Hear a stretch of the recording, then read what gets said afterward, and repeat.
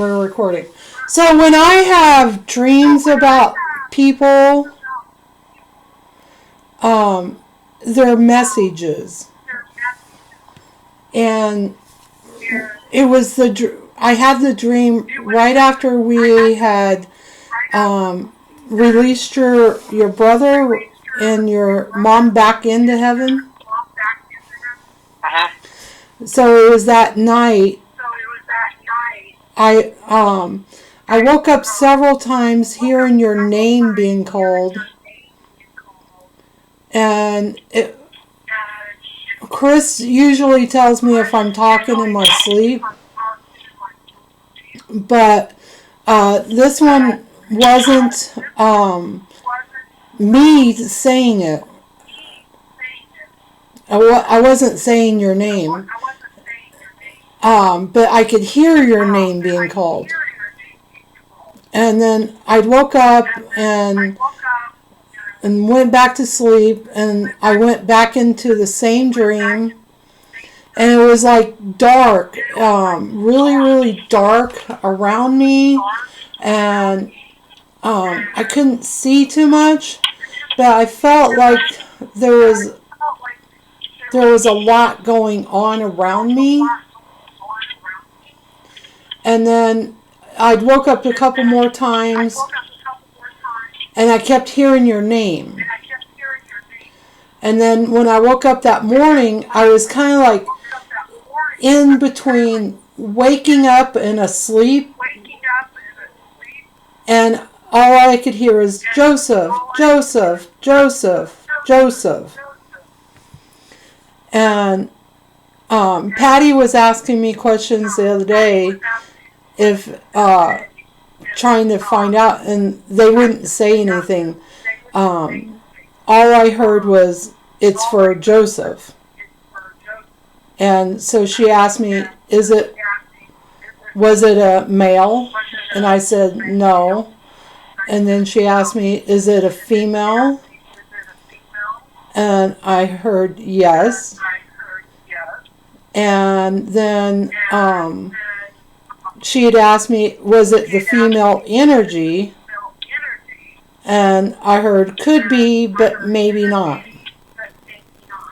And then she asked if it had anything to do with your female energy.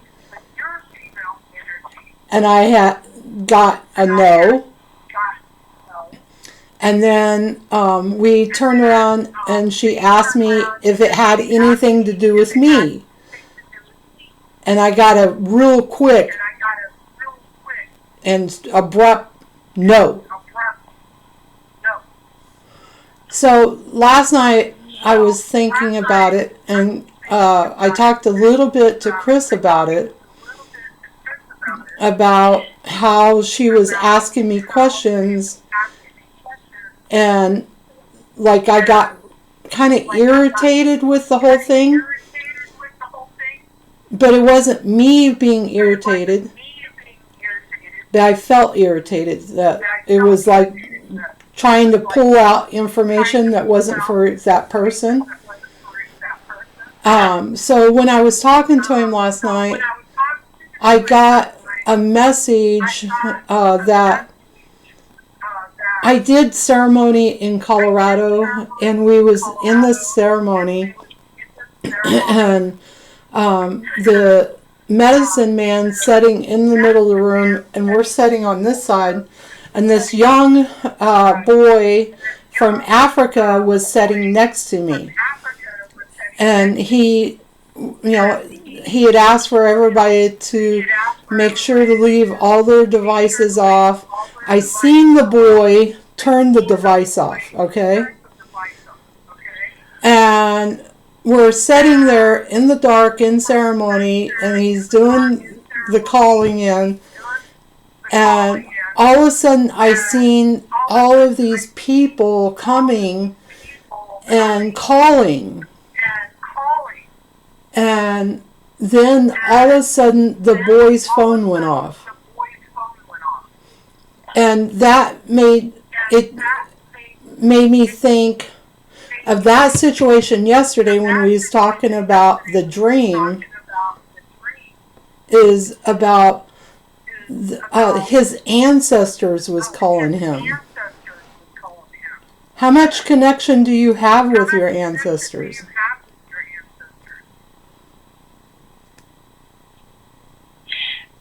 I don't think I have much of a connection with my any ancestors that I couldn't remember. My history was wiped out when it goes back to my grandparents, and that's about it. We know very little beyond that. And my grandfather on my father's side, he was actually a horse thief in Mexico. Him and his brother, they'd stolen quite a few racing horses, very fast horses. And then one day his brother didn't return. He was looking for him, and he found a carcass that he thought might be his brother.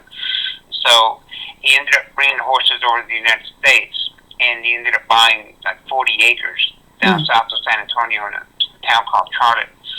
And then later, something happened to him at age 32, and he didn't think he was going to survive it. So he told his wife that if somebody demands the papers to the property deed, never to give them to him. And sure enough, when he died, one of her uncles came over, one of her relatives, cousins, whoever, and literally beat the crap out of her trying to get the deed papers, and she wouldn't give them to him. So then a lawyer came up, and he ended up writing up paperwork stating that my grandfather and grandmother had sold him the land for $10 a piece, and it was dated 10 days after his death. And that lawyer is now a judge. And anyway, so everything was wiped out, so, and my father was like 5 years old at the time. Oh, so wow. There's not really any connection to the immediate, the ancient ones, yes. There is one other energy, though, that might be trying to get a hold of me, and it's come up on card readings, it's come up on other stuff. Very strong female energy trying to get... I got goosebumps. I got goosebumps. Okay, well, this lady, I got a text from someone who did an interview with me, and her name was Alexa, and she used to do the Galactic Connection. And it's probably one of the best interviews I had. Anyway, it was amazing that she interviewed me at all, because she had a massive list, a waiting list of people to interview, and she had books that went from the floor all the way to the wall, 16-foot long wall in her bedroom that had no windows, so the books were piled up to the ceiling. And the girl who ran the show for her, or with her, her name was Jennifer, and she requested one of my books, so I sent her an ARC, an advanced reader's copy. And then she got it to Alexandra, and Alexandra, when she got the book, as soon as it was placed in her hand, there was a real strong voice in her head said, "Interview him now." She's like, "What?" And she looked at the back and mentioned apocalypse and all this. She goes, "Yeah, no, that ain't gonna happen, right?" But then she opened the book, started reading some of it, and she was just blown away by it. So she contacted me, and we interviewed. Well, about a year later, she texted me that someone needed to get a hold of me, and she went by the name Gaia, or Mother, and got a hold of her. She said someone from Thailand had recorded my voice on an interview, or sent her, it was a text message kind of thing, but it was only the audio.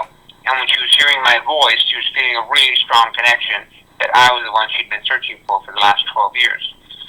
So I had to do a thing where I was going to go up to, during the eclipse, up to Cincinnati at the Serpent Mount. I was one of the speakers there. And it was just off the path of the eclipse, but it was pretty cool, and I was told that's where I need to go. So I went up there. And then from there, I drove all the way across the country to to meet with James Gilliland at ECETI with the UFOs and all that. And then from there, I went down to Shasta, because that's where she was, at Mount Shasta. And she had a sort of small group. It was 3 of them. There had been a few more, but it was 3 at that time. And she went by the name Gaia, Mother. She said she was a split off of Gaia, that Gaia also became human, like an aspect of her, and there were 6 of them, right? And I've had someone meet someone else who was one of them. She was really splintered. She had a really bad childhood. She was a later, and then she kept telling me that she met up with this guy, Aleister Crowley, and that for some reason she had a real strong connection with him. But Aleister Crowley was dead. This guy was apparently some kind of, I don't know, he had the energy of Aleister Crowley or whatever, and the guy who was with her, been with her for many years, he was the one doing a lot of the texting, editing, and stuff like that for the broadcast things they were doing. And he confirmed, yeah, he was. He kept telling her, hey, you need to get away from him. He's, I don't know, whatever energy he has, but it's bad. He's draining your power. He needs you because he draws off your power. Yeah. So finally she left him or whatever, and she was doing pretty good. But she kept saying that I needed to be there with her. And pretty much what I got was, it was kind of like a commune kind of thing. They had gotten plenty of money, and I pretty much wouldn't have to do anything other than be around her and, the energy and teach her stuff and learn from her and whatever. There was one morning when I got there, the very first morning, I went into the room, and they were concerned because she would drink a lot of vodka, to calm herself down or whatever. But she had gone into, I guess, a meditation sort of realm. Got her energy so high, she couldn't come back, and so she was just kind of curled up in like a fetal position, laying on the bed, and they just couldn't get her, to come out of it. Her soul wasn't there from the energy. She was out there, in the cosmos.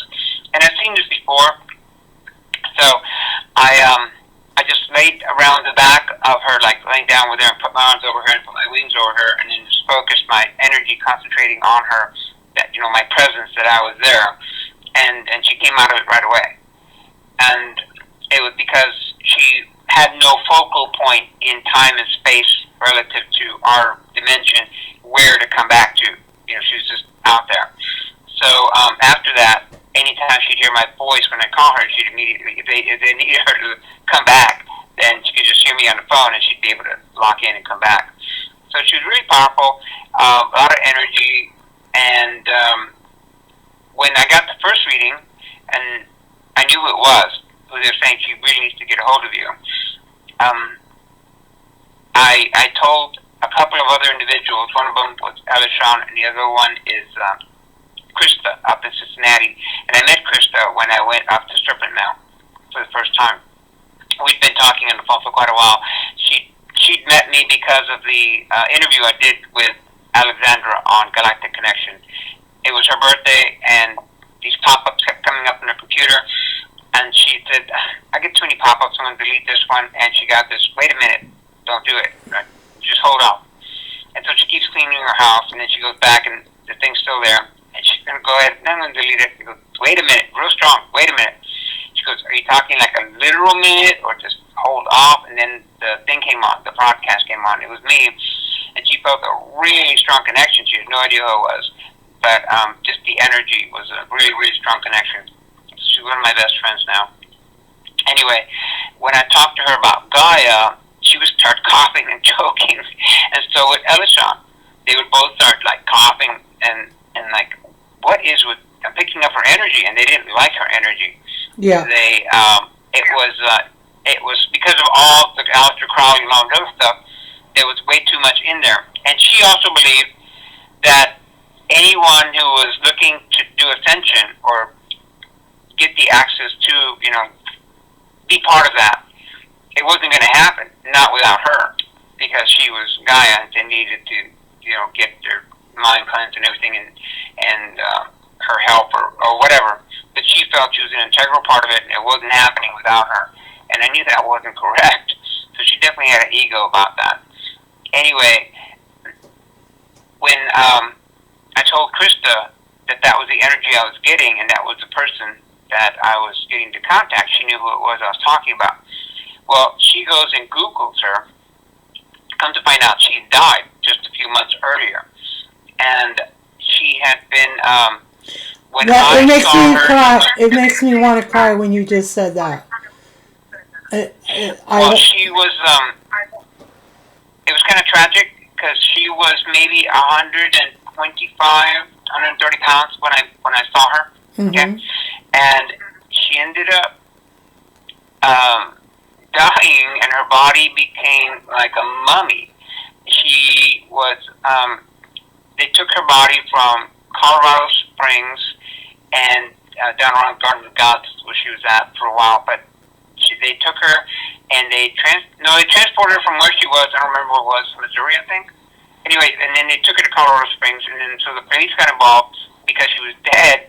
They didn't announce it; they just kept her kind of like in a little, what would you call it, a shrine kind of thing, because she weighed 78 pounds, and they determined from autopsy that it was alcohol, and she was using silver oxide or whatever. So maybe it was COVID or something. I wasn't too sure what, but because of the extreme alcohol and the silver oxide, the silver colloidal silver were the main things they said was her undoing.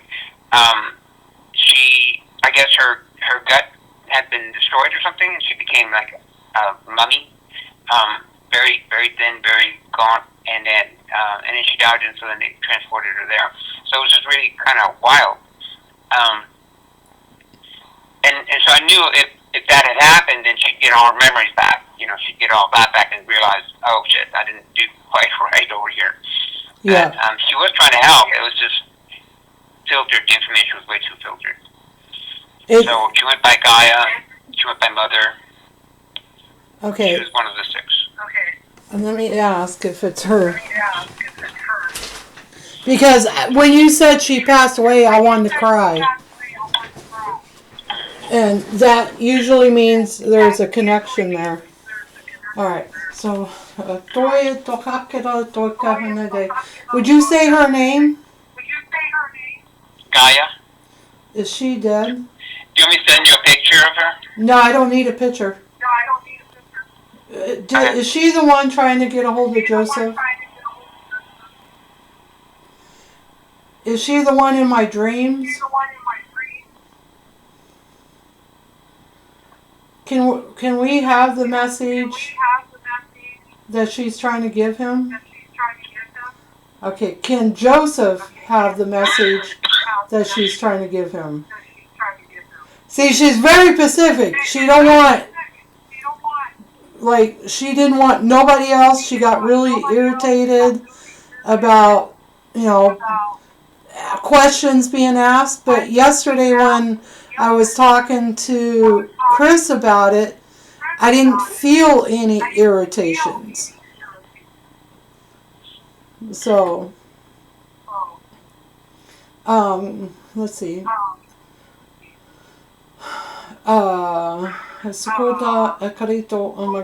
We asked to connect to the one that was in my dream. I don't want you in my body, but you can come stand next to me. Please give us the message that you're trying to get to Joseph. I hear I'm sorry I did not complete my mission the correct way.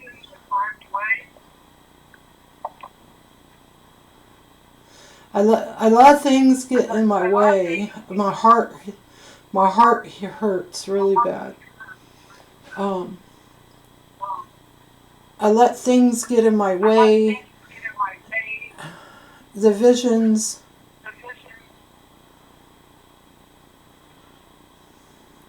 was sometimes overwhelming. Don't knock me over.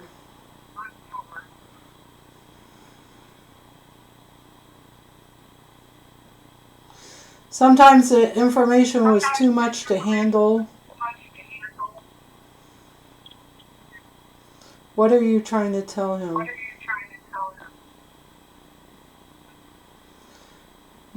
Don't give up on the mission. Mother Earth needs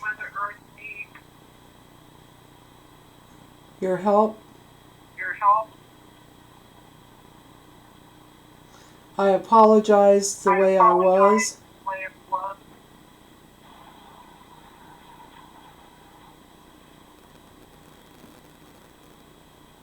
I am stuck here in the in-between. In where? In the in-between.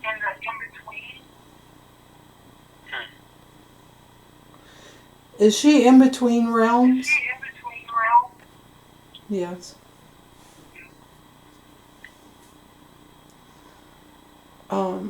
Is she in between the the third and fourth dimension?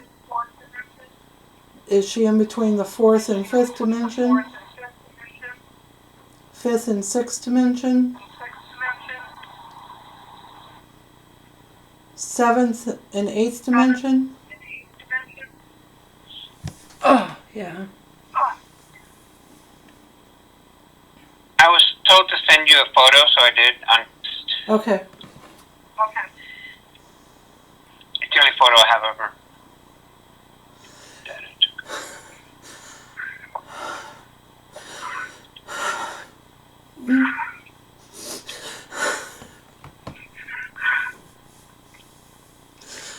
Yeah, I hear that's me.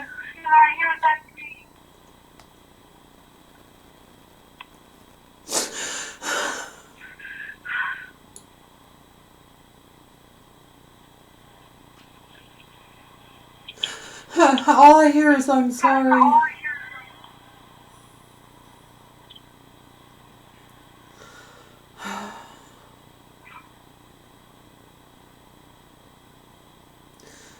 She's saying she was drawn to me because she could see the light and she could hear your voice. That's the reason why she entered my dreams.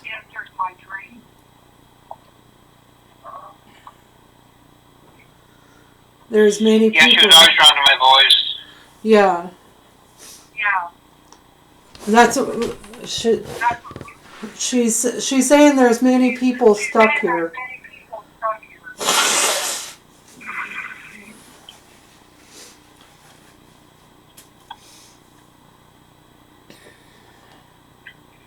Is there anything you want to say to her? I love her. She was amazing. But what she wanted me to do, to stay there with them, it would just completely stop what I was trying to do. I was trying to write my book at the time, didn't even have a computer to write the book at the time with.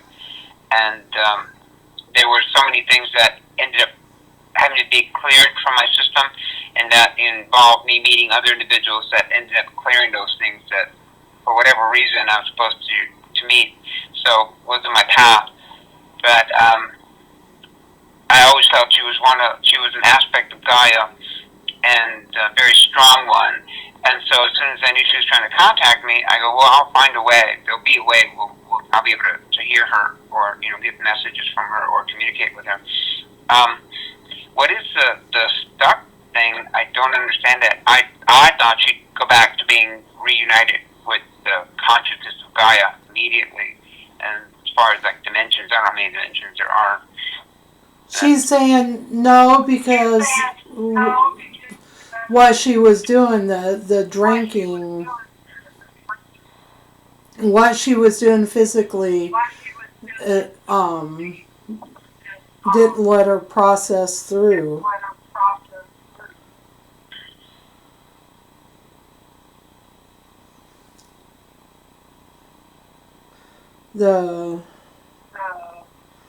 Why didn't you go back?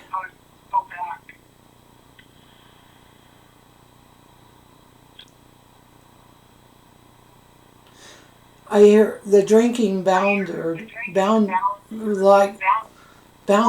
like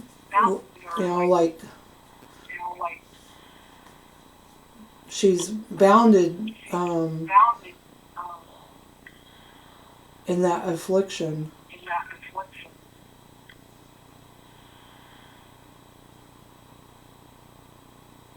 And she feels like her journey isn't done yet.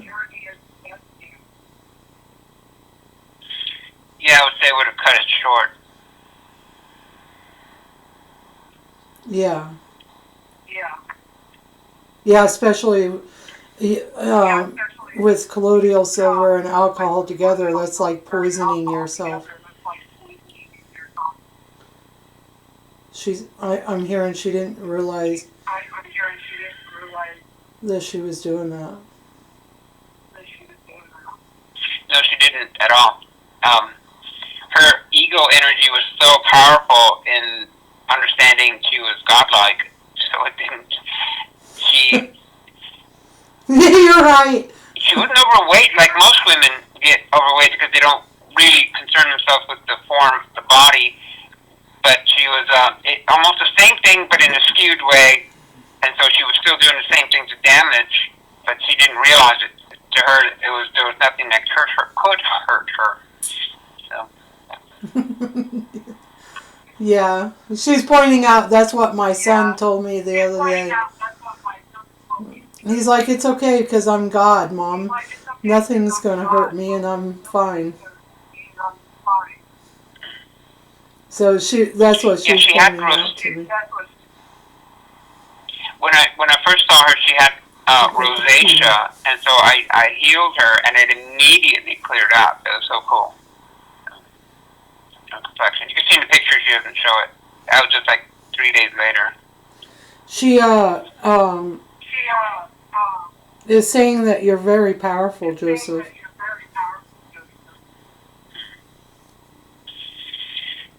I keep hearing that. I saw myself record it just yesterday because I got to do it for the first time to mess around with the software and stuff. I'm thinking, man, I'm gonna need to polish this stuff pretty good. I just did like a test run. You know, I thought, yeah, this is not going to work. I'm going to have to, the lighting is off. Finally got that worked out. And the microphone needs to be just a little closer. And other than that, the drawings, I can't pause it. Once I start recording, I can't pause it because it stops the recording. I can stop it and create another one that will link later when I do the editing. So I'm playing around with it to see, you know, how I edit and remove stuff. And if I have to move the camera and everything and then start recording again, I'm going to have a little, like a thing I'll hold up like this, you know, that's my recording cue. Okay, going to be pausing from here, go over and then, okay, start recording, you know, clip that out. Yeah. So, you know, that's to help me out in the editing process. Yeah. The editing, that's what's going to take you the longest, is editing. Yeah, well, I'm really good at speaking. I'm a public speaker, a certified Toastmaster, but I actually wrote everything down, the entire script. It was several pages, and I timed it, and it came out to about 20-something minutes, and then I thought, well, I'll shorten that down to about 8 or 10 on YouTube, and then on Patreon, have it longer. But I wanted to go over, and I'm going, man, I'm going to have to cover just a tremendous amount of information here. Because at one point in there, I'll say, okay, I've given you this information. That's the very first video. I said, what's the point? Why do it now? Why come up with this? Who even cares, really? And then I'll go into the thing about the pole shift, which is where the North Pole is already way over the axis, and the South Pole left Antarctica, and they're both moving, and the shields are collapsing, which is causing the weather to become more extreme, and it's going to keep getting extreme. It's not getting better. Someone asked me one time, well, how long before this gets better? I go, it doesn't. It keeps going till it all shifts. The problem is, do we have a horrific time with it, or can we actually, with our minds, remain at peace and as one, create the reality we want, as opposed to allowing it to just get out of hand and become chaos? Because we're creators and we can actually do that. So that's kind of the message I want to get out there. That's the point of doing these talks. And the concept of ascension, that's part of it. It's all part of a gigantic cycle that's coming about, but it's never happened this way. There's so many timelines, right?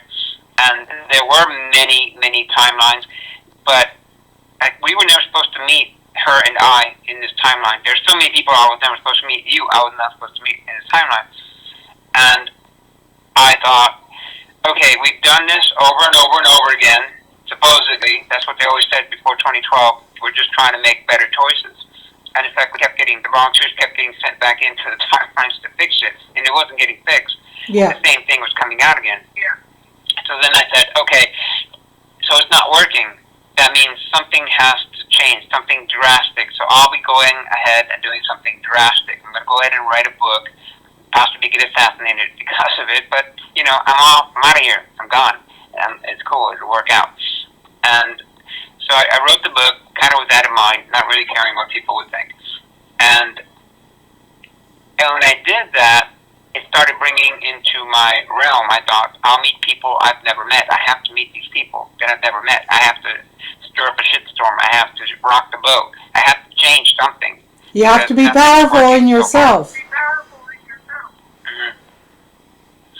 I remember one time I had reached the state of, like, bliss. I'm literally, I was in bliss. And after about 3 days of this, I was like, this sucks, you know? I mean, I don't worry about anything. If I see somebody behind a counter at 7-Eleven, it's all good. They're where they need to be. Don't need to tell them, hey, they're hiring down at Toyota or whatever, you know? So everything was as it should be. There's no reason to go search for buried treasure. That was one of my big things back then. It's kind of my hobby, researching that, the sunken galleons, because everything is as it should be. So if everything is as it should be, no reason to stir up the mud. And after about 3 days of that, I thought, no, that's not why I'm here. I'm not here to attain this bliss or be like a yogi or, you know, I've done all that apparently. In the past, I've already done that. I'm here to wake people up, to stir up the mud, to rattle some cages, to show them what I've learned, and that's what the book was for, to get that information out there in case something happened to me, to at least get that part out, because I don't think anybody's ever going to find it after me. Yeah. And to give you an example of that, a lot of what I know didn't come from books. It didn't come from videos, didn't come from any source. It was given to me by the Holy Spirit or by others, and I was swept out of here. I was shown very specifically what's about to happen, what took place, why we were sent back here, what transpired in the future, which was horrific. And we've actually altered all that. And you've heard that the changes that take place here on Earth, the actual things we're doing, affect the outcome of the entire universe, not just the galaxy. Yeah. It's all consciousness, everywhere, shifts everything up to a higher level, much higher than anything ever expected. And that's exactly what we've accomplished in this go-round. I know I didn't do all that. For some reason, they kept letting everything play out, but this time they didn't.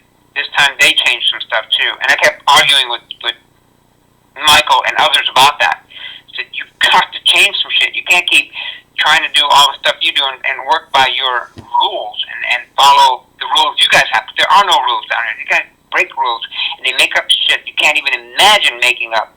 Like, I just saw somebody doing video and he was trying to explain the frustration he has because he's reading this letter. He got it off the internet. Somebody posted. It wasn't so much a letter. He's calling it a letter, but it was a post. And he took it off the internet. And I don't know if it was on a blog or if it was somewhere in a newspaper or something. But someone was saying the people who remained silent when we were getting these, he called them inoculations because he didn't want to get triggered off YouTube. He said, when we were getting these inoculations, you had blood on your hands. You didn't warn us. You kept all that information to yourselves, and you just went ahead and let us get, the inoculation, and now people are dying everywhere. That blood is on your hands because you remain silent. And everybody who's part of that is got to be, tripping because they're like, what the hell are you talking about? Some of us lost our jobs because of that crap, trying to tell you, don't do this. Some of them over in Europe weren't allowed to go into stores and buy food because they wouldn't do that. And I told everybody I knew, and people got really upset about it and wouldn't believe me, thought I was, tinfoil hat type. And I was trying to give them, the actual evidence and information and what I could present in as short a time as I could. So, you and I would never think that. Oh, it's your fault. You didn't tell me. No, we told you. Plenty of people told you. I don't know what group you were around that you didn't hear it. And any doctor who tried. Oh, and all the doctors, he said, all those doctors who kept this information themselves, that they're guilty of this or whatever. And I thought, all these doctors were ostracized. They were wiped off YouTube. Their channels were completely scrubbed and removed. And a lot of them lost their jobs. Yeah. So I don't know. Their mentality is so screwed up. But it's perfect because they did get the inoculation and they will be removed from the planet soon enough. And that is perfect because that consciousness needs to be removed. And I always kept pushing that, saying somehow, some way that consciousness needs to be removed. It's an anchor that's not letting it go. It's a big rock sitting on our chest, and we can't really do anything because we don't want to hurt them, and we can't get them to think to come out of their stupidity. And it's just no way around it. I'm sorry. Yeah, they're beautiful, benevolent beings, but they've been conditioned under human. What would that be, like programming? Yes. And specific brainwashing, and conditioning, indoctrination, and stamped repeatedly with the same stupidity, and then they go to college and it's finalized there, get galvanized into incredible stupidity from there forward. These beliefs that they have, they're reinforced. So they're never going to come out of that. They just are not. I mean, maybe they could, I'm one or two, but the rest of them are not. And there's so many that it's really affecting the entire outcome of the planet. With them here, it won't happen. It will.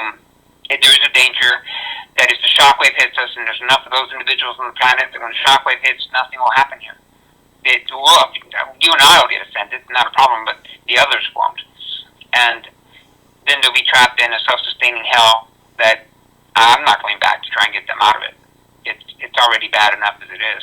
Yeah. And then the whole concept of this being a prison planet, that's something I really very carefully have to explain the science behind that, why it even became a prison planet, why it was a prison planet, that it's not a hell, and then the creation of man. Betty the other day, Elishan, was saying, when we were created by God, it's hold your horses. God had nothing to do with our creation. This physical form, nothing at all. We were created for a selfish purpose, to be a slave race for the Anunnaki, to get the gold. The reptilians came in, they modified us further because, wow, they had a really cool thing to work with here. This was created from the royalty bloodlines of the Anunnaki. And so then they were able to put the reptilian brain at the base of our brain and put the entire lymph node system of the reptilians in us and basically modify our bodies even further. Made us warlike, made us incredibly fearful to where we can die from fear, and made us incredibly loyal to where we would die for loyalty and love. And so they pumped up all the pain, everything, anything they could use against us, and to manipulate us into doing what they wanted. But interestingly enough, because they did all those things and separated our minds, that was the Anunnaki.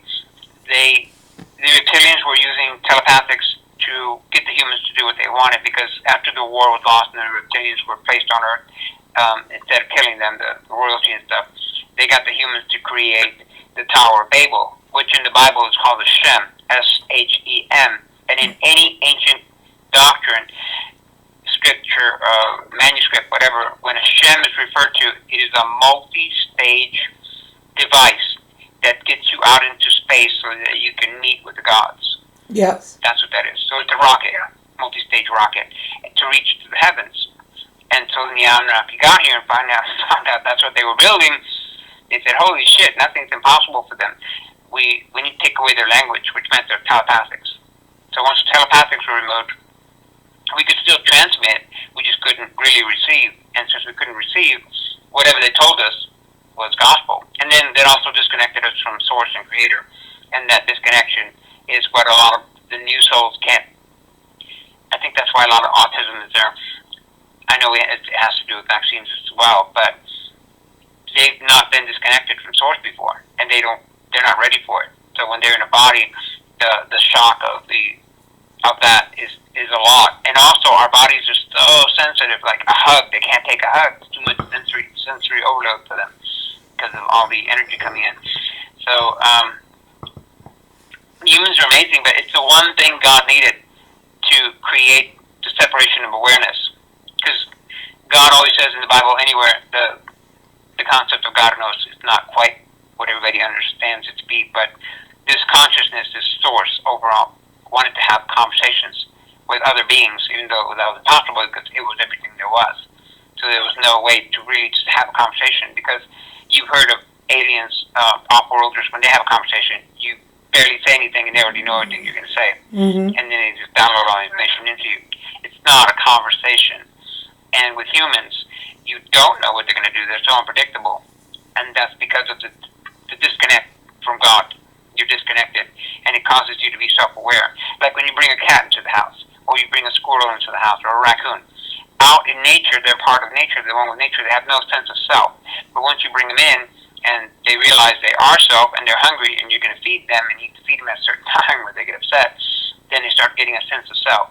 And that sense of self creates an awakening, an awareness within them, and that's what happened to humans. We got an awareness. And so once you leave here and you go back to Source, you can stand before Source, and that residue of the unique awareness stands there before Source, and you can communicate as an individual, even though you're not. And that was the most amazing thing Source ever wanted, but could never accomplish it, doing the same thing over and over. So these guys went and did something totally different and created what Source always wanted. I'm reminded by Paul when he says, count everything good. You know, that even though it looks horrible and it's the most tragic thing that could be happening, there's actually a reason for it, that good will come out of it. So that's what's so amazing about the human.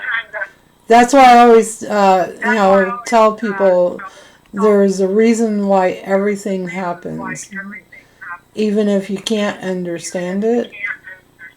And if you see only the tragic in it, you're not seeing the whole truth. So what I'm hearing from her is that she was being selfish about trying to take you off your path, and she apologizes for that because you're doing something great, and she would have moved you from your actual path. And so she says she's sorry for being selfish of wanting you around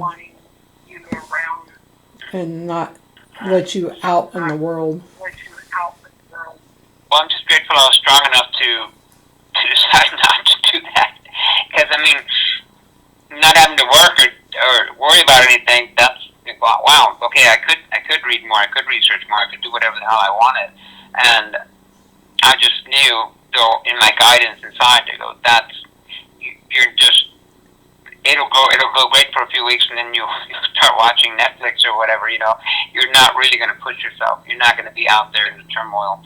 And no, she was amazing. I'm so grateful I did get to meet her and be part of that. But there was a time when I stopped calling. I couldn't call anymore because the energy, the link, there was that energy that Elatron picked up on and Krista picked up on, that it was so dark because of the Aleister Crowley crap, that it would literally pull me and just, it was like a darkness that wouldn't help me in any way, shape, or form.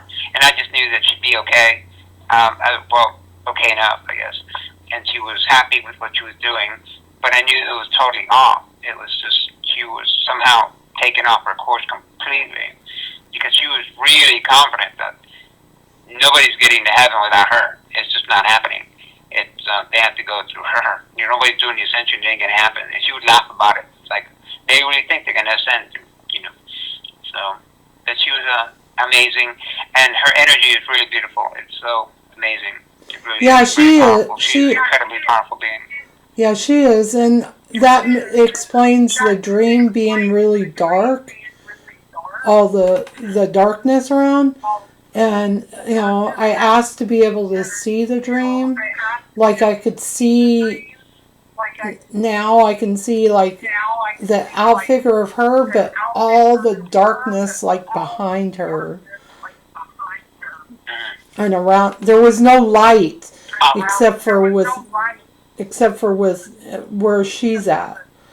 But all surrounded. Because I woke up going, why am I having such darkness in the dreams? And then, like that morning when I woke up for the last time, your name being called was very loud. And I was like, really kind of almost awake, but I was still asleep, and I could still hear your name being called loudly. And I remember saying to myself, your mouth isn't moving. You know, like if I was in a dream and I'm calling out somebody, I would be saying Joseph in my reality, you know, not just in my dream.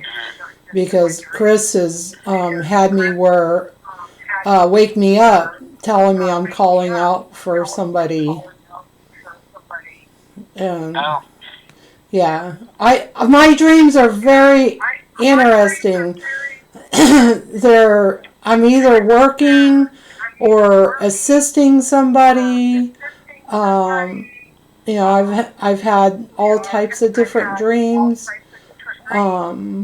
Like with Daniel, before we did the healing with him the other night, I had, from the time that my healing to his healing, I had dreams the whole time.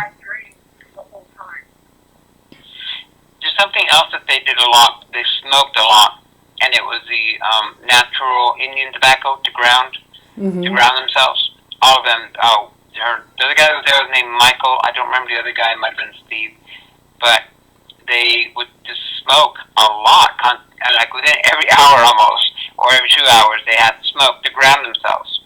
And I said, why do you guys smoke so much? He said, to ground ourselves. And when I met Christoph in Cincinnati, she also smokes that natural Indian tobacco to ground herself. And they're saying, you're incredibly grounded. How do you do it? How is it you're so grounded? And I don't know. It just always happened. Very, very grounded. Because you have that connection that everybody else is looking for. A lot of people want to leave. Like when I've done work on people, even in massages, sometimes I have to pull them down to the earth and plant them in the earth to get them to ground themselves. Because I think it's more like they don't want to be here. No, they don't. And that's one thing I have to cover in one of my show things is, why are we here? And you're not here to learn lessons. You're not. I didn't come to learn lessons. I refused to come here.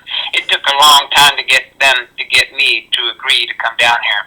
Finally, Jesus had to call me forward, show me this thing called the Fountain of Life, this pool that shows you the future. And then from what I was shown from there, then I thought, okay, I'll go down. But I've got these rules, these guidelines, these markers that I have to have. I'm not going down there to be part of an alcoholic family growing up, to be terribly impoverished, or all these other things that, people are supposed to learn through their lessons. We have learned already. I've already learned all the lessons. And everyone who was called to come down here was already a master. So you're not down here to learn. And the reason they miss home so much is because this reality is so idiotic, so backward, so it is a prison planet, right? And people lie so much, and you can't trust them. They're always looking out for themselves and not helping you out or take advantage of you if they can. So we're not here to learn. That's the first thing I want to get across. We're not here to learn a lesson. We came down here to make changes, and a lot of these people were born into very dysfunctional homes. But they made the changes. They made the changes just because they were in those homes, so that cruelty, that consciousness, that understanding of how that's how you bring kids up, the beating them or whatever, or the abuse, that did not go forward into even their brothers and sisters' homes. That didn't go forward. It didn't transfer. They stopped it. And that's what raised the frequency of the world so high, so quickly. They didn't... Somebody's got music playing really loud.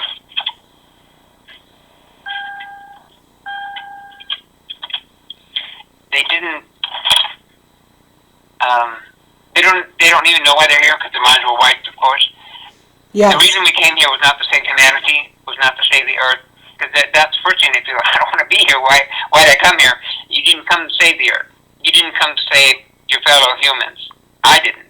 I did not. What I came to do was to give those in the future a fighting chance, because the war was going just horribly. There was a brand new weapon that was something that was weaponized by the humans of Earth for the reptilians, and they were just decimating. They decimated the third realm, which is the one we're on, the dimension, and there's not too many worlds on that realm, but the fourth and fifth and into the sixth with these weapons and this technology. They were able to jump into them. And they took over the entire galaxy on every one of the dimensions, and they made them all, the entire galaxy, with like a new world order in the worst possible Nazi-type regime you could imagine of control. There were birthing centers, so that when a child was born that was like one of our souls, trying to make a difference or help or change or whatever, then that child was isolated, and they were going to be sacrificed to the reptilians. You know how they put them in those bowls, or they would fry them or whatever, or like things, or you'd be used for whatever else they wanted to. And the existence was just unbearable, and that's what became of the future. And then 800 years into the future, human Earth years into the future, everything ended. It's all gone. Not even bacteria. Nothing. The entire universe. It's like the nothingness part of the universe where you can go and be in that nothingness. It's like that forever, for all time. It just ends. And they didn't really know how it ended. I think I figured it out. And it makes a lot of sense. And that's why. I mean, I thought, well, it should have, everything's got to end. But Christ wasn't too happy with that. And I said, okay, I get it. I'll come back. But I think you got the wrong person for the job. And it's funny because then Jesus... I understand that. Kind of space, he goes, so, you think I make mistakes. And then I realized, okay, I guess not. I understand that. I've told him that. I'm like, you got the wrong one. I'm not... I'm not that, yeah. I've said that a lot throughout my life. I keep telling them, I don't know what you guys are talking about, but it's not me. Yeah. And what's fascinating this time, and that's why I get so frustrated with them, is that if I make the analogy of a football game, it's a Super Bowl or whatever, the final game, because this is the final game, and we've got the ball, but we're at like the 2-yard line on our side, and we got to get it across, because they make all the rules. They don't call penalties on themselves. You've seen this a lot in the games lately. There's certain teams that are favored to go to the Super Bowl, and they give quarterbacks concussions or whatever. No flag is thrown, but the other guys, you touch them at all, and flags go flying. So that's kind of the place where we're at, and we were back there in the 2-yard line, and that's where we're coming in. We're being born into that team to do something, to make some changes. And we took that ball past the goal, out the stadium, and into the damn parking lot, and so we're like, okay, don't drop the damn ball now. It's in your court. It's in your hands. You guys got it. Keep moving. The universe was altered because of it, but now they're like, oh, cool. Now we can save everybody. No, you can't. You can't save everybody. There's so many people you're never going to wake up. There's so many people that don't want it. There's so many people that love the evil that they're doing. They really relish in it. They look forward to it. They love inflicting pain on people and just suffering it. Let them go. Yeah, there's a beautiful soul. Once upon a time there was there, but they seem to love this more. You've got to let them go. And they're finally doing that. They're finally letting them go. They really weren't. They wanted to save every damn person being. And that was one thing I always had problems with. You can't save them all. I'm sorry. And I don't know what happens. I don't know what happens to them when the shockwave strikes. I don't know if they remain on this third dimension to grow more. Some people think they do. I don't know if they're completely undone. The way an aluminum can would be undone if you threw it into a recycling bin. Those molecules are going to be spread all over the world in the next cans that come out. But that energy won't be destroyed, but it can't continue the way it is. And that was one part of Revelation. There will be no more evil. This energy that's striking the planet is such a high frequency that anything that is not love and joy cannot remain. It's gotta It's go. burned away. It's a purification, and it's not a judgment. It's just simply what it is. Mhm. And these people, you can't save them. What is it you want to save about them? I'm sorry, yeah, somewhere in there is a good thing or whatever. And this comedian was saying that there's this guy got killed. It was he had a loaded gun on the counter, and his cat jumped up there and knocked it off, and it hit the ground and went off, and he got shot and died. He goes, well, that's his fault. You got a loaded gun in the house. There's a cat running around. That's on you. So, Then talk about some he meant, karma. like, take the loaded gun and shoot the cat. Is what he meant. The implications of it. Why is there a cat running around the house if you have a loaded gun? Yeah, especially why do you have it on the counter loaded and no safety on? Mm-hmm. What are you waiting for? Right? What was you preparing for? I finally heard this guy named Alex. What's it? Collier? Alex Collier. He was one of the first ones to talk about the reptilians, but for that he wouldn't get called to a lot of conferences. And I don't know that he ever wrote any books, but he did a lot of talks on it. And he would get so frustrated that people just didn't believe. This now people talk about it all the time. They talk about the hollow moon, artificial moon, and the pole shifts that's happening, stuff I've been talking about forever. But he finally did a show, and he talked about how they actually did something. Finally, all the worlds of the galaxy did something. They finally, and for us to stop this madness down here. And I had always been asking the angels, you can't sit there and send love down here. It doesn't work. You have to get your hands dirty. You have to do something. You have to stop this stupidity. You say no interference.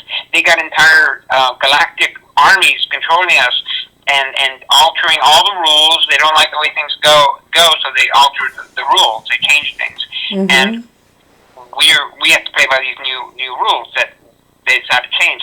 So there are no rules. You guys are fighting by rules, and you're going to lose because they know that. They know as long as they don't know they know what you're going to do. You're so damn predictable. Jesus said, "Don't be so damn predictable. Turn the other cheek. Do the unexpected." And you guys are too damn predictable. I could run circles around you. If I had an army and I was going to defeat you, and I would defeat you every single damn time because I know exactly what you're going to do. There's only certain boundaries you go, and you don't go beyond them. So you have to go beyond those boundaries. You have to do the unthinkable.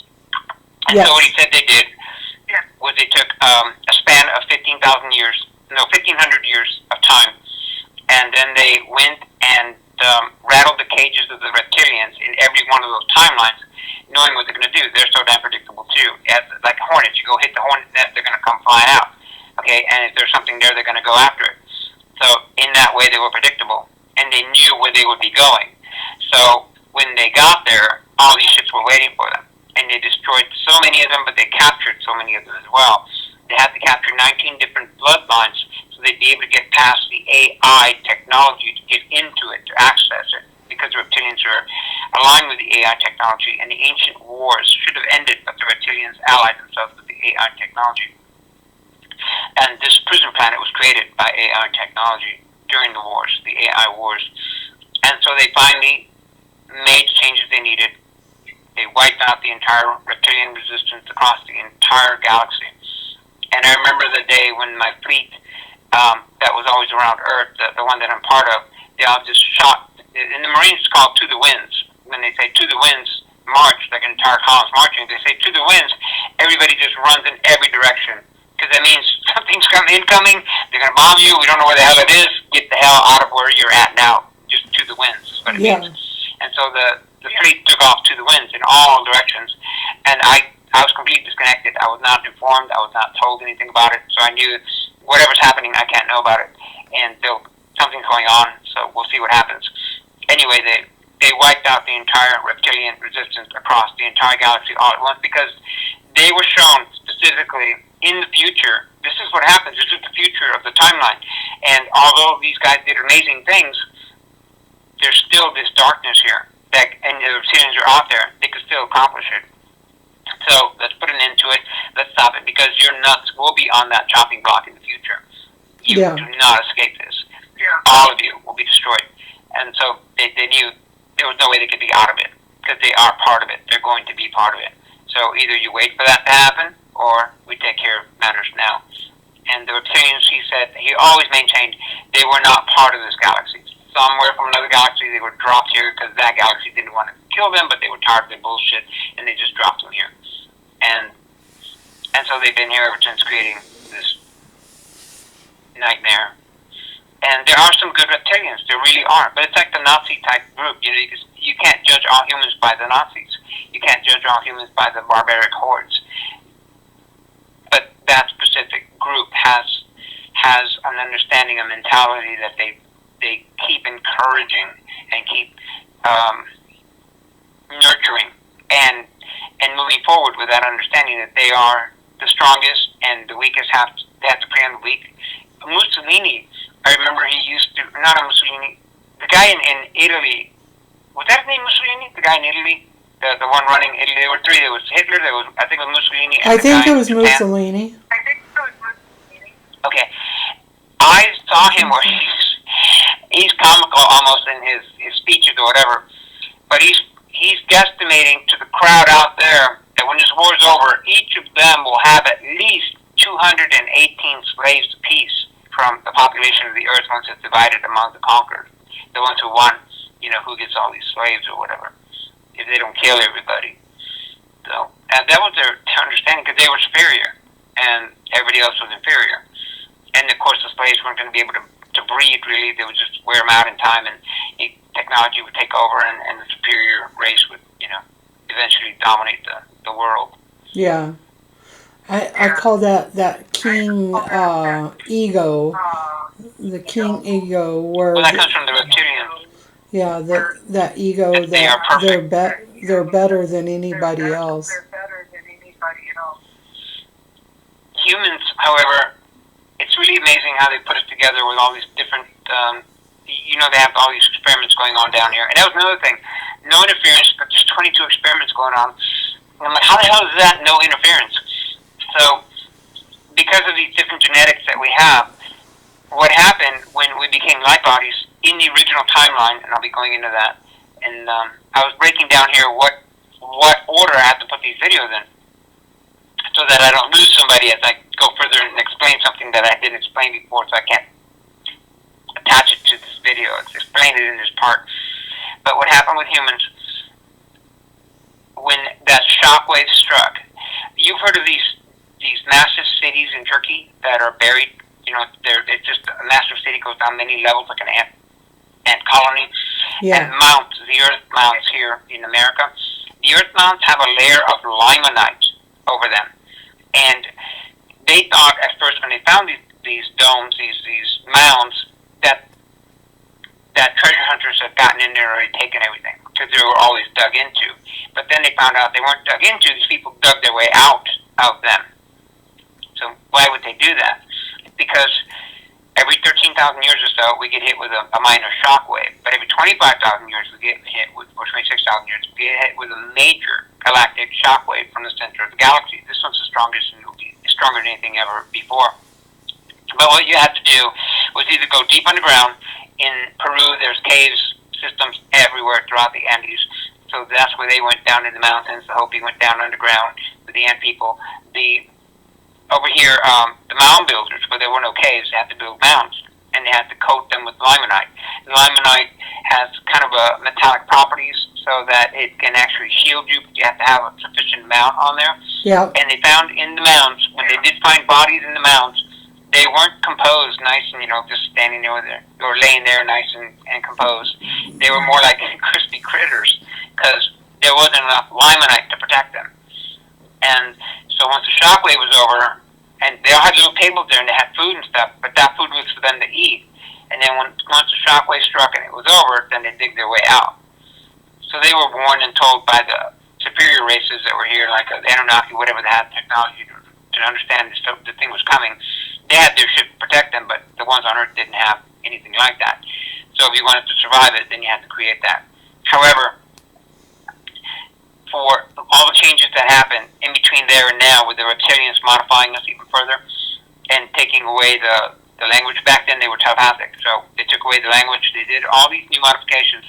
So when the shockwave struck and hit us in the original timeline where the Kennedys were presidents, we became light bodies. About 144,000 became light bodies. And I was one of them. I remember all the memories that were given to me back when that was happening. The person was explaining. They weren't even explaining that. They were explaining something else. And then I saw it. And then I called her back. And I said, that event we were talking about, and I told you what I was seeing, that I just became light, and I'm covered with this white fabric, and I got beautiful gold trimming on it, and she saw it too. She had it too. And there were 8 of us on a team. Jesus specifically put 8 of us together and said in the factory there were 2 females, one of them lost her mind, this one, other one's pretty cool, and then myself, and I don't know who the other guys are. But they became light bodies, and we were instantly transported. And you know how like Q snaps his fingers, everything goes white in Star Trek, and then something's new is different? Yeah. Well, that's what it was. We weren't even in the same location. We were on a flat plane, like Armageddon, just super flat. And then there was far in the distance, there was a raised platform. There was a person on it, and that was the King, Jesus. So he retrained these individuals. I mean, they were already light bodies, but I had already been a disciple, so he trained them like the disciples were trained, and retrained them all. And then he sent them back into the timeline, into the Kennedy timeline, back 3.5 years into the tribulation to try and alter that. Now you've got 144,000 individuals that have the capabilities of Christ down here after the ascension, okay, or Christ-like. Or let's just say they're even Christ-like. Forget the ascension. The resurrection. And they still couldn't make a dent in it. They couldn't fix it. It was too late. It's kind of like cancer. You're trying to treat it too late in the whole run of its cancer. So at the very end, they're trying to treat you, but you don't survive. And the future that we got was the hellacious future that we got, even though there were 144,000 light bodies. So this time. And that was not expected also. The fact that there were light bodies was not expected. That was a shock to them. Because humans on the surface should have died when that shockwave struck. And it wasn't the most powerful shockwave because it happened. I finally figured out when it happened, and I called her up and I said, hey, that thing we were talking about when we turned to light bodies, that happened on March 11th, 2013. And she went back to look for some logs that she had. She goes, how the hell did you know that? I said, because that's the day that the Earth's magnetic field, because of the solar winds, which always flies back like your hair flying back, and if you were to stick your head in a creek, right? But this, all of a sudden, your hair's in the creek, and now your hair's flowing up the creek, which it shouldn't be doing, right? Because we were getting hit from the galactic center with a shockwave that was pushing the energy back towards the sun. And that happened for 28 hours. But that's when the shockwave, the energy altered us. Back then, there weren't a whole lot of people on the planet. The apocalypse had already happened. It was towards the very end of the apocalypse. These were survivors. And that's what scared the hell out of them. David Wilcock, he has a lot of insiders. And one of the insiders asked the aliens, why are you here? Why are you on Earth? Why are we so interesting to you? You don't seem to care for us very much. And if you guys wanted to, you could just with a thought kill one of us. You've seen me do it. Mm-hmm. And he said, well, about 2,000 years ago, this one being incarnated on your planet, you know him as Jesus Christ, and he went from the 3rd dimension. You know how like Gaia is kind of stuck in 7th, 8th dimension? Well, yeah. You went from the 3rd dimension, and being like you, went from the 3rd dimension to the highest possible thing you could be. That doesn't happen. You go from 5th to 6th to 7th, you go in incremental steps. You don't jump all the way across. And the fact that he did it and said, you can do it, and we're finding out you do it, that scares the hell out of us. And we want to know how we can do that, so we're trying to tap your DNA and see if, we can access all that, because it's unnerving how unpredictable you are that you would have that kind of power, and there would be hundreds of millions or billions of us that could do that. And that's the path we're on. 6 billion is what they expect to be able to do this. Yeah. And then that's what alters the entire universe. 6 billion light bodies that can go in any world, change any conflict, heal anybody, correct things. Because humans, the angels don't want to mess things. They get there and send you up. But we don't. We go get right in the middle of the fucking mess and separate the kids, put them apart or whatever. Or if we find something wrong, we fix it. Kind of like what we did. Kind of like what we did the other night with you and me. Turning all those Akashic records into just. Yeah. Yeah. If we see a problem, we fix it. If we see something wrong, we know it needs to be corrected. It needs to be righted. We don't let it remain wrong and then just be sending love and light, hoping they'll figure it out. I think, that's like putting a Band-Aid on and going, don't spew out, please. Don't. It's all going to be okay. But in reality, it didn't fix anything. Yeah, but that timeline we're on, and I'm also part of helping assisted in changing that timeline, creating the timeline, not changing it, creating a timeline. And all the other Earths were wiped out. The Montauk Project kept saying there's something in 2012, where the timelines don't shift. They don't, how would I say, there's a nodal point, a bottleneck, where all the Earths have to go through in that timeline. And when they go through that timeline, everything's kind of screwed up after that. And it's like the destruction of Earth, basically. What it was that the comet Ison would get too close to Earth and ignite the atmosphere, literally turning everything into fire and burning everything down to the ground. Yes. So anyway, Danny's here. He's came up from inside the gathering.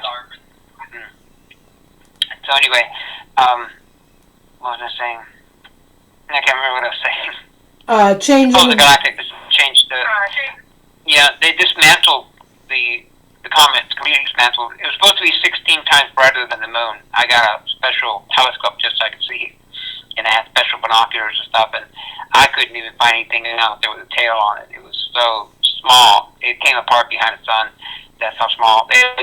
Something was a lot to go through, but it was so tiny, so small, it made no effect on Earth.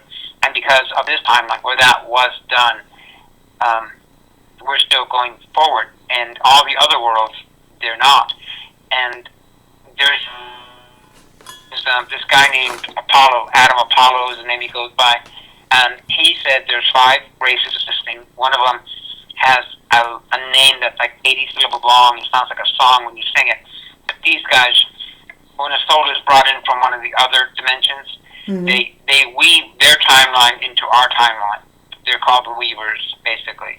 And they weave timelines into the timeline. And I thought, why would they be bringing souls from other dimensions? And then I prayed about it, and what I got was that parable of the sowers, where there's a massive harvest coming up, and there's just not enough people to assist in the harvest. So the owner of the vineyard goes out and finds some more workers later in the day, early in the morning, and then he finds more again in the morning, and he finds more, and towards noon he finds more, and then he goes out in the afternoon and finds more, and finds more, and then finds more, and brings a whole bunch. And then at the end of the day, when they've gathered the harvest, and he starts giving them their coin for the day, the ones who were there at the beginning, they're like, oh, wait a minute, we've been here all day, these guys just showed up, and you're giving them the same amount. And it's interesting because Jesus said, well, isn't that the amount you agreed to work for when I hired you? And that's what they're doing. They're bringing in souls, because we're in multiple dimensions, right? Yeah. Theoretically. So, like Mike Tyson, remember him biting a chunk off of Holyfield's ear and spitting it down on the mat? Okay, that never happened. The Weavers wove the new timeline. I guess the best Mike Tyson they could find, who still bites Holyfield's ear, but he can't rip a chunk off because he's having to wear his mouthpiece. And he doesn't get to bite a chunk off and spit it down, so that doesn't happen anymore. You can go back in any video and watch it. It's not there. But somehow, because there were more people from another timeline that remember, I guess, what happened to 9/11 in a different way than we remember it. The Pentagon, I remember the Pentagon just had a small hole. It looked like a missile came in and just punched a hole, took out all the computers inside. Nobody died because they were renovating that section of the building at that time. Yeah. If you go look at it now, my brother was going over that, and he knew a lot of details about it. He was in the Navy at the time. And I said, look, I'm going to show you. I brought the videos up from 9/11, the attack. The entire outer, there's 5 different columns in the Pentagon, 5 different, I don't know, like barracks-like structures in the entire design. Each one is in one thick wall. It's five different ones. The outer entire extremity is destroyed. The roof is collapsed down, and the other part's broken down. A whole bunch of windows exploded and burned. There's fire everywhere. There's no little hole, and there's 182 dead. That's not including who supposedly was on the plane. So that didn't happen in my timeline. And they removed all the videos of all the buildings burning in 9/11. 9/11, I remember 3 buildings being destroyed, the 2 towers in Building 7. But now all the buildings are destroyed. All the buildings are on fire. And I've seen videos of that, but I couldn't find them on the internet anymore. That's why when you go and see the monument, there are no buildings. It's just the monument. On that day, all 7 buildings were not destroyed, but they are in this timeline. So how do we get to this timeline? We just woke up and we were in this timeline. So I don't know if that's kind of how it happens when we enter the other dimension, or on this one we're supposed to be awake standing. I remember I was awake, I was conscious, and then everything shifted. Alison Coe, she describes it from the readings of the QHHD, that's what they see. It's like an avalanche of light. They keep calling it an avalanche of light that strikes the planet. But to them, they don't see it coming, right? And I know it's coming, and you can see it coming. I don't know how much time you have, because I didn't see it coming the first time when I was there and we got shifted over. I didn't see it coming. I was just moving along some very cold, wet granite boulders, and next thing I know, everything turns to light. But you're supposed to see a blue star in the sky in the direction of Scorpio, at the tail, just above the tail. That's from the center of the galaxy. And then it takes over the whole sky, and then it strikes the planet. But this thing, I guess, comes even before that or something, because it's just a shock wave. Everything just, they call it just an avalanche of light. All this light hits people, and then everybody's knocked out. And the ones who are in her readings, they kind of get up and they're all dazed and whatever. I wasn't knocked out. I was literally transformed to another reality. And noticing these new realities when I've done some of this stuff, and she's got it too, where there's very little technology. The world's incredibly beautiful, but you can fly and stuff. You can do all kinds of stuff. Your health is always perfect. So Earth is just an amazing place afterwards. Yeah. But, I don't know, and that's not too far away. We're not that far away from this shockwave thing. This shifting, this energy, because the poles are shifting. We've got at the most 2 decades before that happens. We've got the possibility of a galactic shockwave striking the planet, and not galactic, but a solar flare striking the planet and putting us back in the 1800s. As far as electricity, we'll have no electricity for a long time. If that strikes, that can happen any day right now. Yeah, that's what I've gotten that so many times. And even my youngest son he'll say, nobody will know what to do when that happens, because they're so used to the technology that they won't know how to live without it. Me, Yeah. I can figure that out because I've lived in that space.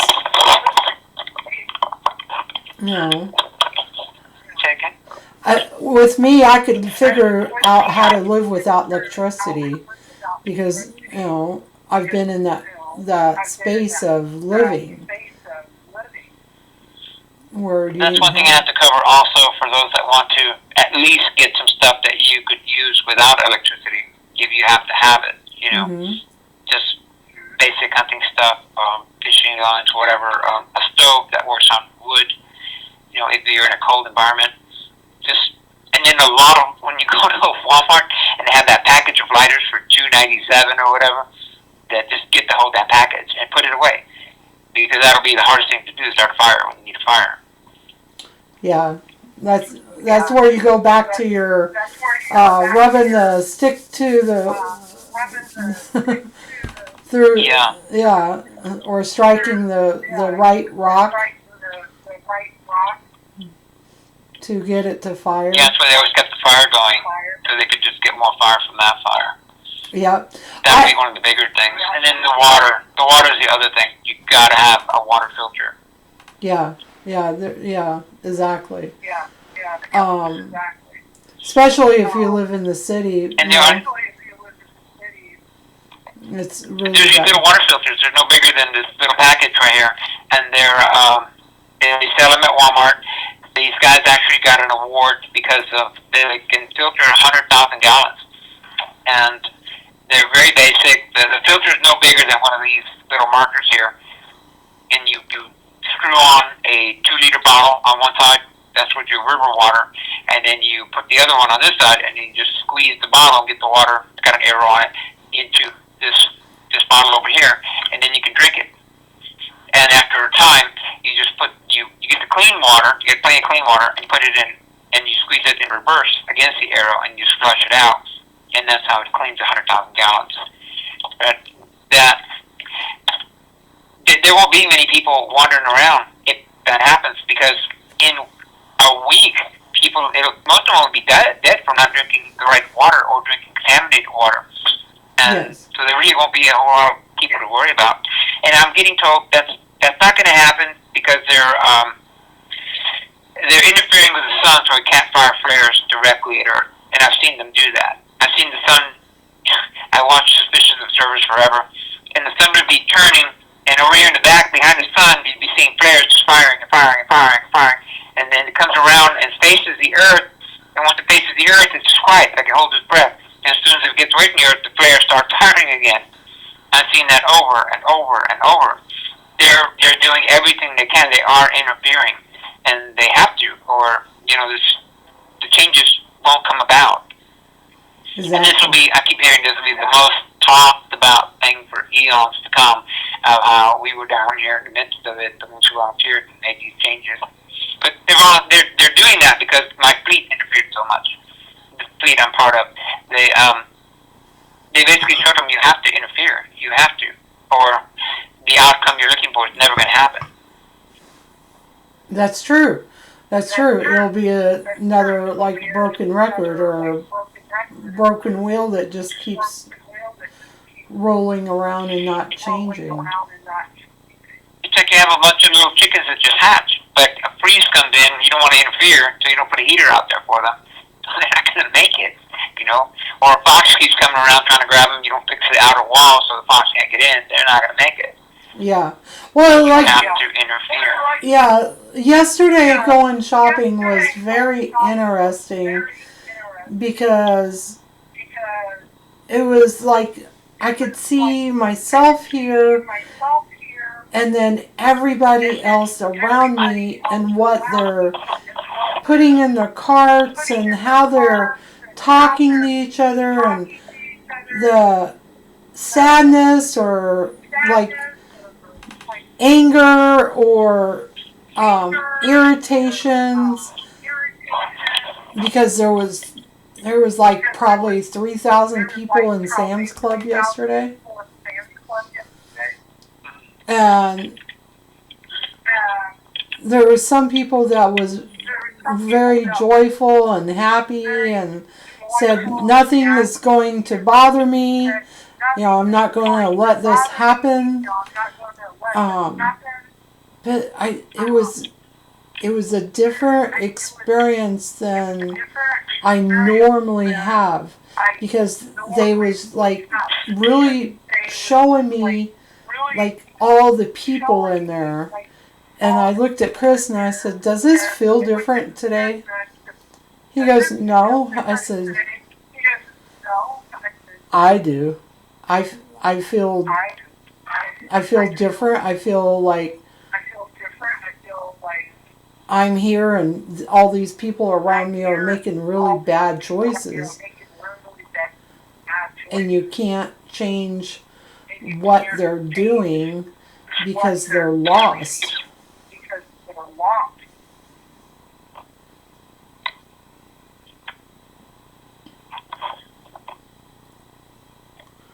No, they're stuck in that program.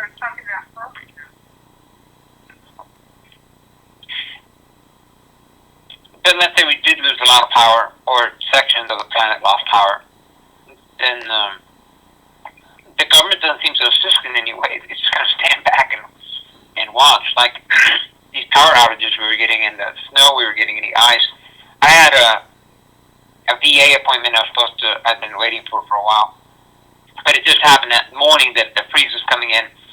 So I went ahead and called. I didn't want to miss it, but I thought I have to. I'm going to wreck my car, or somebody's going to hit me, drive off the road in the ice. Because these roads they don't really have a whole lot of snow, that salt or whatever that they go for. They just don't have a whole lot of vehicles for that. So I went ahead and canceled. And in the morning on the cameras on the road, I could see people were just crashing, hitting the sides of, they were going way too fast. You could see the other people trying to go slow, but every now and then you had a clown going way too fast. And it's new to them, so they don't know what to expect, they don't know what to do. And so many of these people, all of that is new to them. To not answer your phone, to not have a phone, to not be able to communicate with people or contact anyone. People don't realize, if this happens, where do we meet? Where do we go to meet up with each other? What do we do? They don't have any kind of plan for. It's not on their radar. They're not expecting it. They have no understanding that it's even possible that it'll take place. So any little minor hiccup like that, they should at least have that, because then they panic. Yeah, that's true. I think we'll come out of this really well. I really do. I've seen when things go bad that people help each other a lot, which is really good, because it's not what they're expecting. And you know how they're trying to crash the economy and make eggs cost $20 a carton or whatever, and the gas $10 a gallon. But it's not happening. And I've seen this over and over and over again, where they try to make it happen, but it doesn't. Because what are they telling people? Oh, the economy's great. Joe Biden's doing fantastic. It's all good. That's what they believe. So how can you crash the economy if everybody believes that? You can't. Yeah. Well, the whole egg thing is because I think what Bill Gates is trying to get his synthetic egg out there, and he wants to control that, because then he can put whatever he wants in there.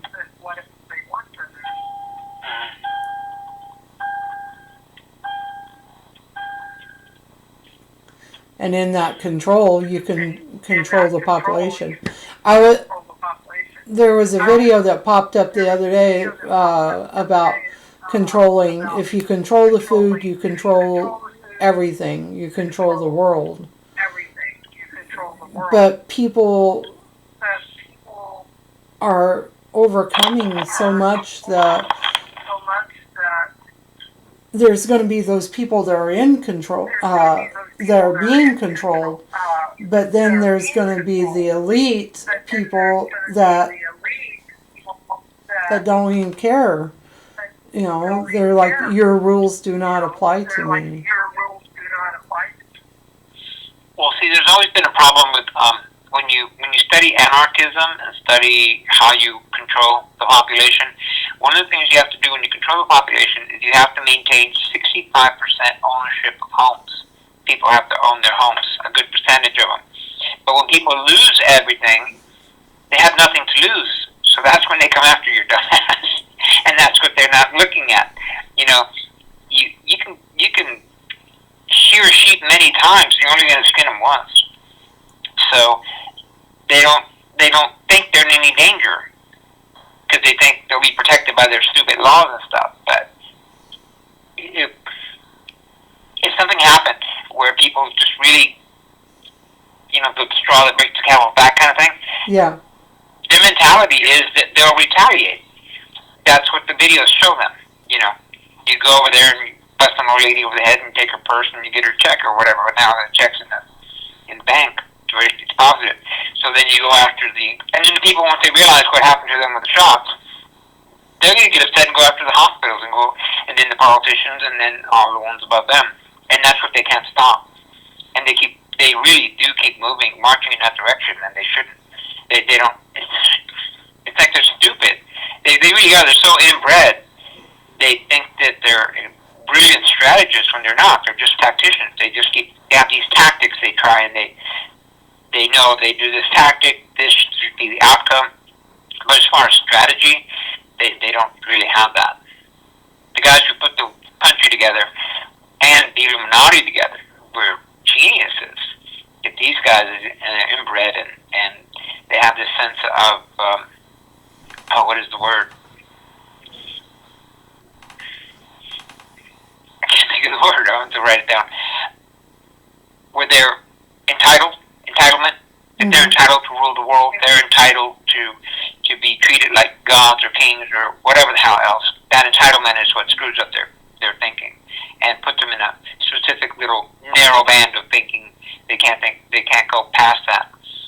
You know how they put a lot of fluoride in our water? They put it in all the cities, major cities and stuff, Yeah. and that calcifies your pituitary gland. Okay, that was not done by the Illuminati. It was done to control the masses, basically, and to get people dumbed down. But it was actually done by my team. I'm part of a large soul group, and a lot of my soul group was born into the Illuminati. And I was not going to go there. I said, look, you put me in the Illuminati and you tell me to kill half the planet, I'll get it done. Okay? So don't put me there. And what these guys did was they said, hey, look, this is how we control the population. We put fluoride in there. Anybody with cancer, they're going to die. Anybody with diabetes, they're going to die. But you'll be able to make them docile and calcify the pituitary gland, which they thought, oh, wow, that's a great idea. Let's do it. So they did it. They pushed it. It's a byproduct of nuclear waste. It has nothing to do with fixing your teeth. So they put it in there. But now the reptilians, let's say the apocalypse did happen, the reptilians wouldn't have access to that pituitary gland. And that's what got them to, what's going on with my battery? That's what got them the technology they needed, the weapons they needed, the energy of the pituitary gland, the actual pituitary gland. Because we're in a section of the universe, Yeah. or actually the galaxy, we're in my phone's not charging. Ah. It was charging. Because we're in a section of the photon band, for some reason humans grow crystals in their brains, and they're magnetic. Yes. And you can actually Google it. The thing is that if you're drinking a lot of fluoride, you're not going to grow these crystals. Wow, it's not charging. It could be saying that we could stop our conversation until our next time. But that's very true. People do about the crystals. Yeah, and so then they can't, how would I say, they pretty much neutralized the threat of the reptilians ever getting their hands on those energy devices that ended up wiping out the galaxy. The things they weaponized, they don't have access to them anymore. Those were those magnetized crystals. Yeah. Because the crystals become these, they're called blue apples.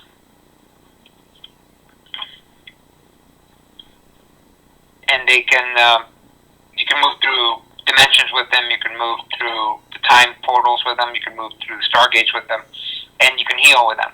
You can hold them. As long as you're holding one, you're in a morphogenic field, so you can use them to move through the stargates, or what they call the stargates.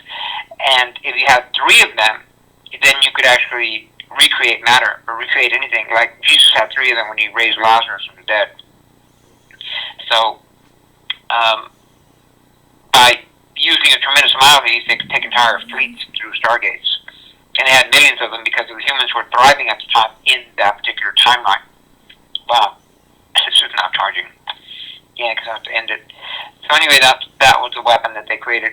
But now they have no access to that weapon at all. No matter what happens, even if we lose everything, that outcome has been completely nipped at the bud because of the fluoride and the frankenfood and everything else that we're getting.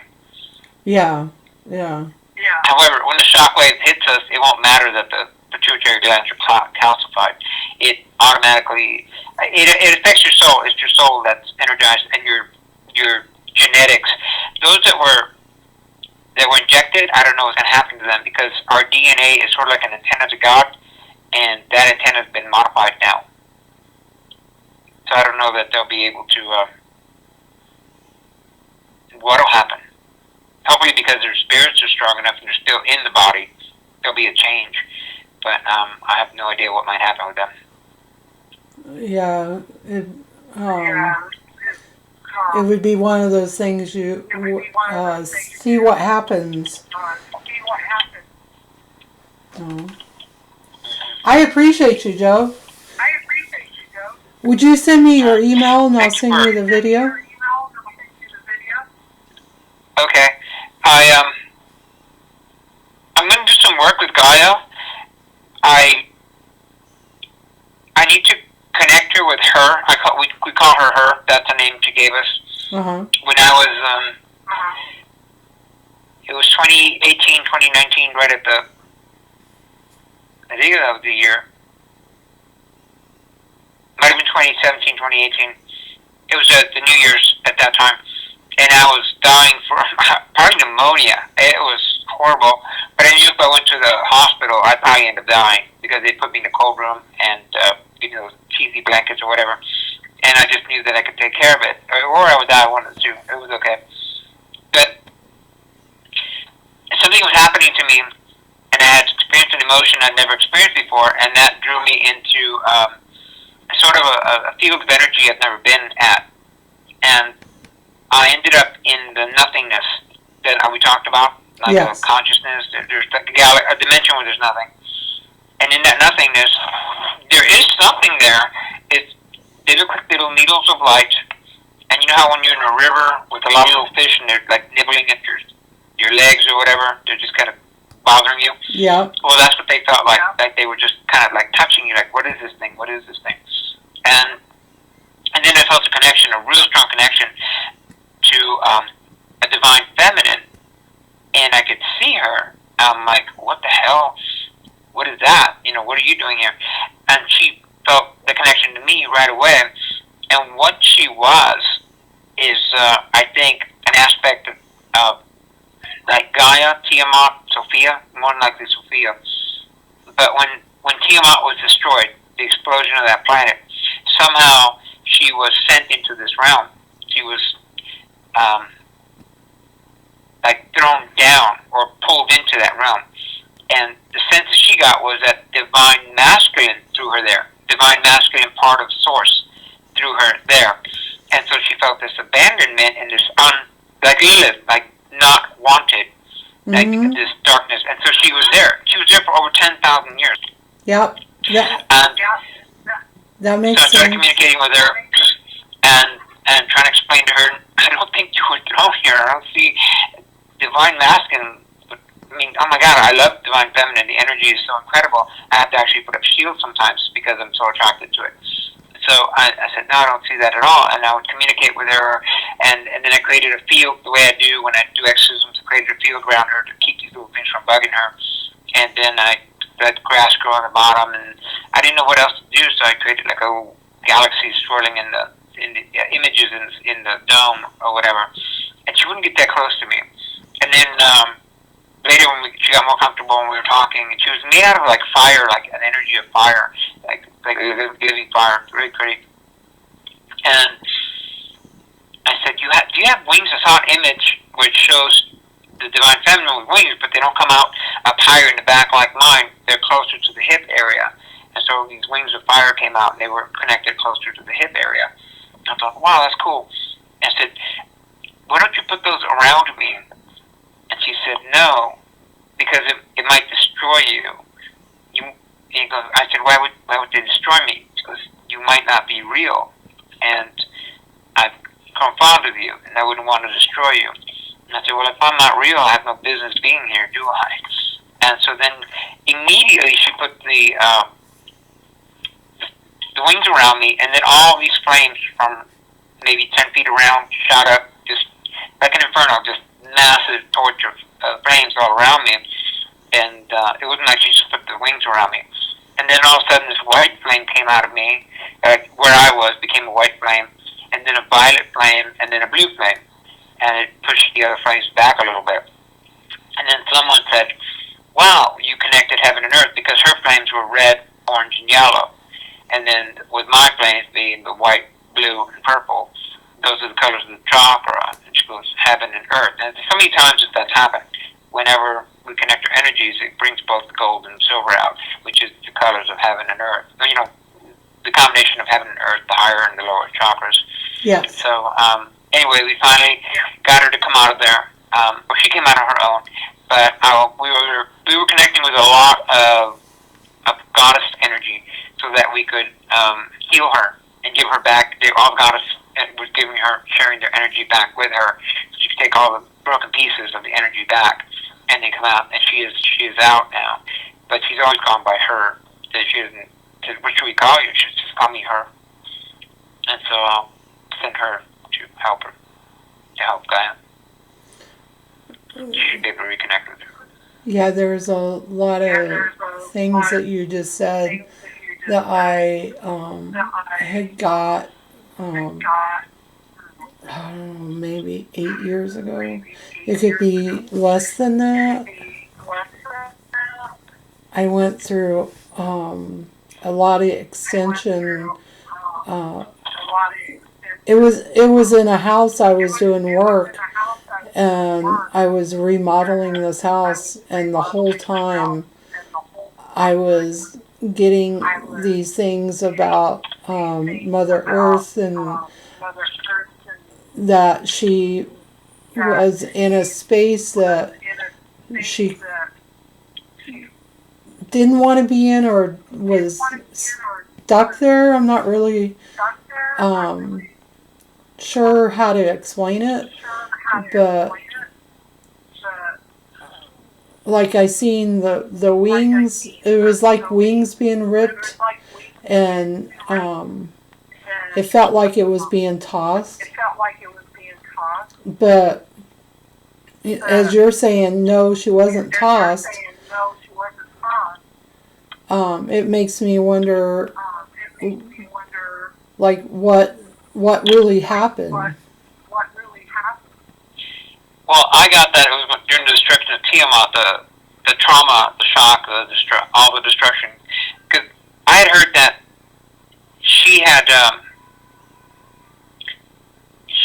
Sophia had entered into that world, Tiamat, to help the Earthlings, because they were her creation. And she was not liking what they were doing to her. And then when they destroyed the world, when that world was destroyed during the galactic battle, she was traumatized and splintered and shattered. So that's why there's so many women here that have aspects of her. Yeah, because it was shattered out. See, and so that aspect of her ended up there. Yeah, and I got that because I was, I make moon water, and then I call in the energies of the female, and so I was drinking the water at that time, and all of this information had came to me, like downloaded, and it was like 2 months worth of just harsh journey.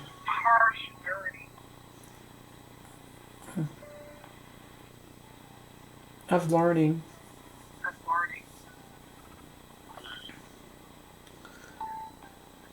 Oh, I would be awake at night, awake during the day, getting information and feeling the pain and the disconnection, seeing certain beings in front of me, and the angels in one space, and then Earth. I don't know, it's kind of hard to explain because it's been a few years since I seen, like I went through it.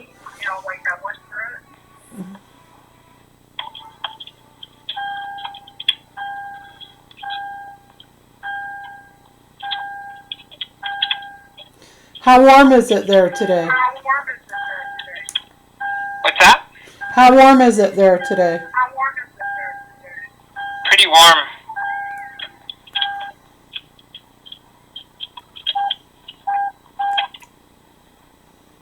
pretty warm. Is it? Mm. But if, we can stop this and then we can talk again. Anytime you want to call me, you can. Okay. Okay, so you can go in and get a drink, and then if you'll send me your email, I'll send you out the video. Okay. All right. Thank you. Thank you, Joe. Bye. Go get you some water. Go get you some water. Okay. Bye. Bye.